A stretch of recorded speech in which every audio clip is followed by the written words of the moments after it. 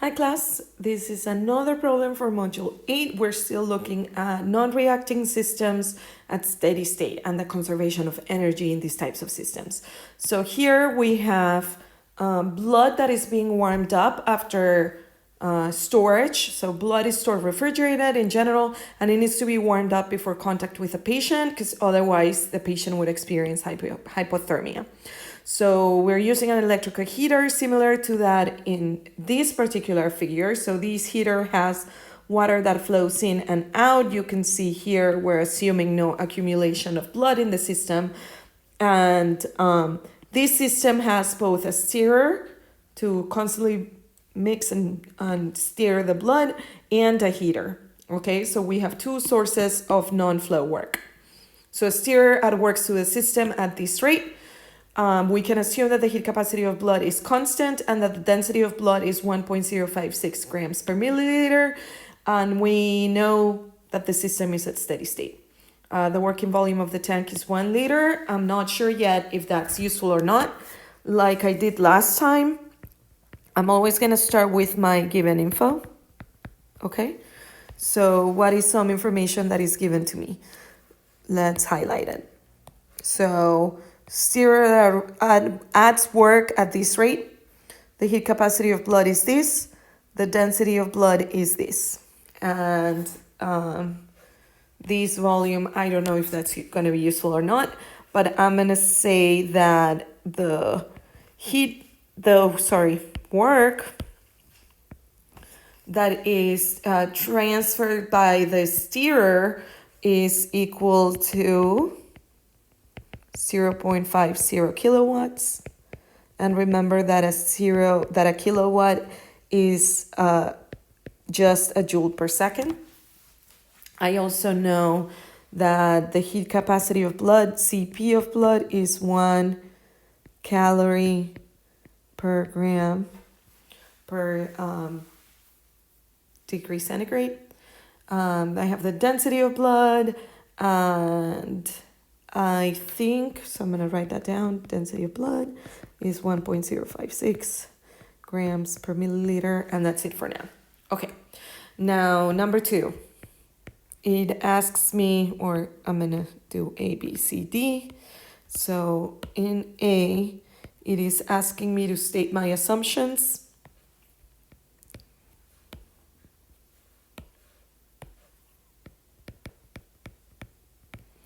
And those are, again, remember, steady state,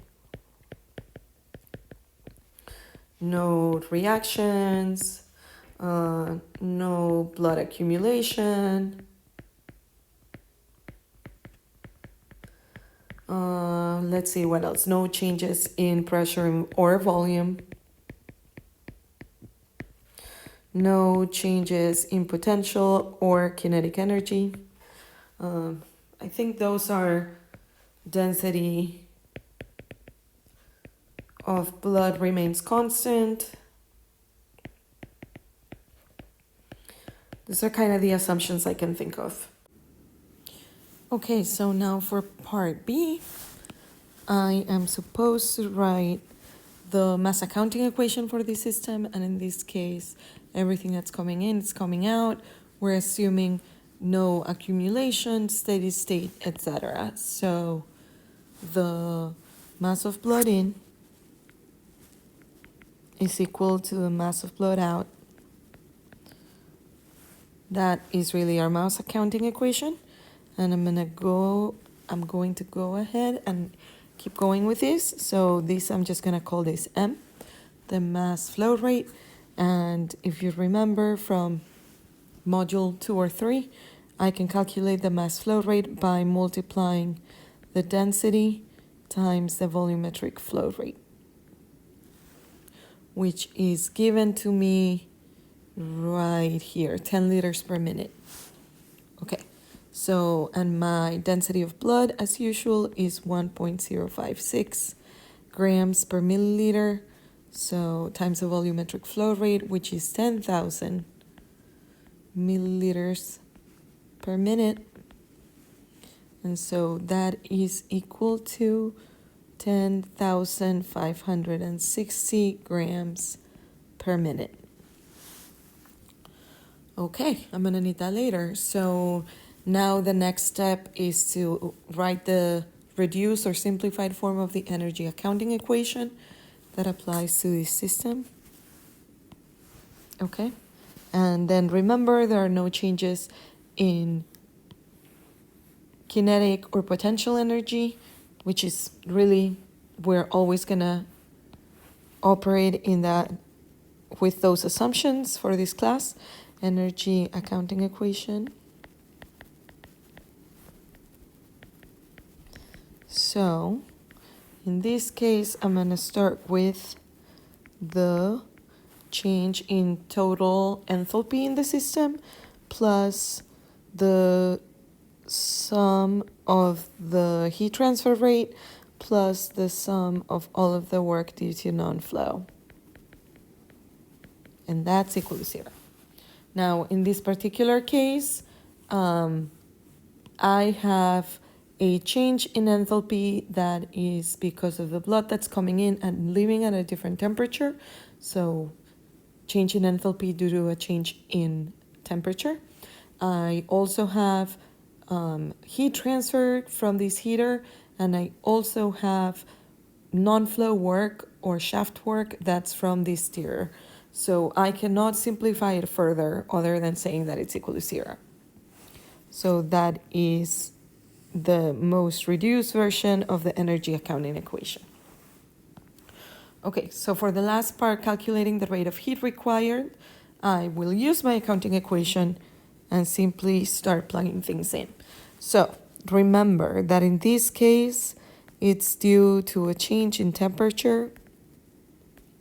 And also remember that blood is a liquid and that for liquids and solids, the change in the specific enthalpy due to temperature can be simplified as Cp, the heat capacity, times the delta T, the change in temperature.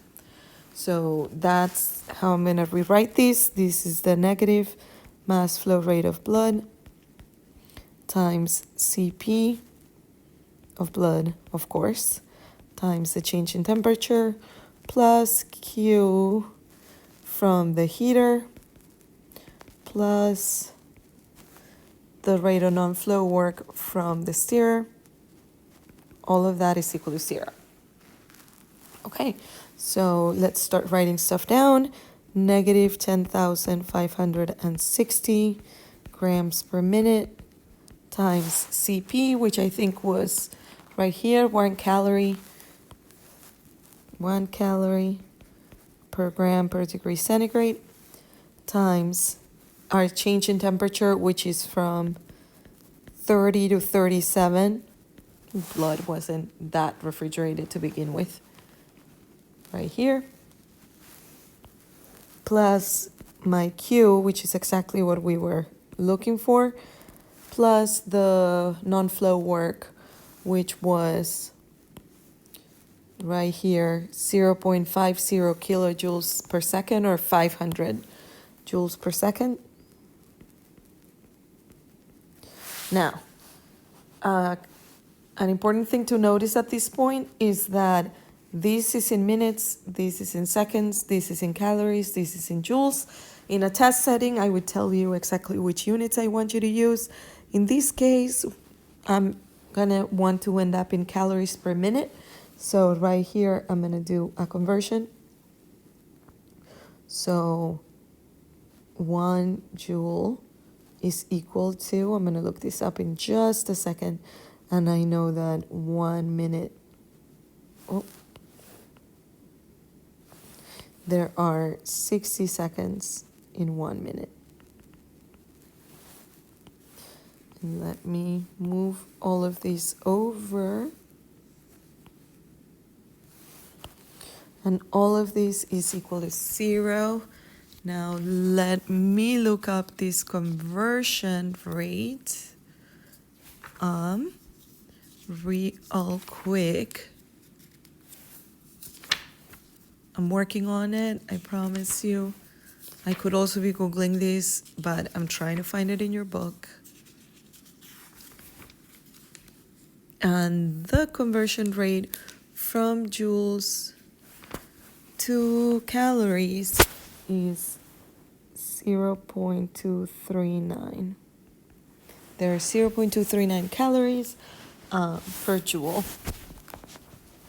And so that would be equal to, if I move everything to the other side, and I do that math, 10,560 times 7, basically, that would be 73,920 calories minus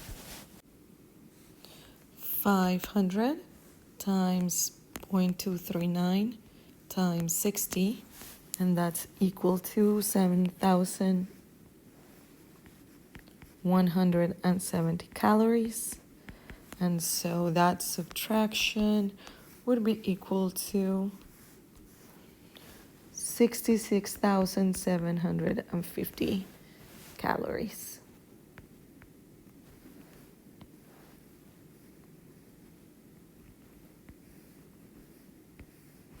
And that is our final answer.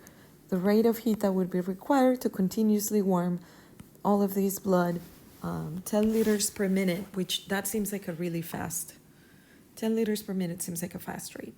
10 liters a minute in these heaters, so it makes sense that that would require a lot of energy.